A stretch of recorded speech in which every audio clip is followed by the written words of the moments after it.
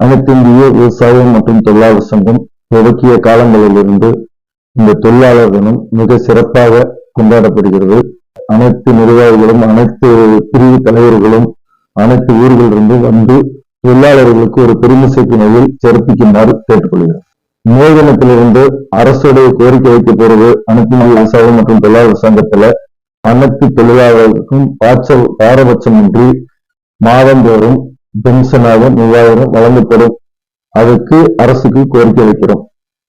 அனைத்து குடும்பங்களுக்கும் அரசு வேலையில் இல்லாத குடும்பங்களுக்கு தொடர்ந்து அரசு வேலை வழங்கப்பட வேண்டும்.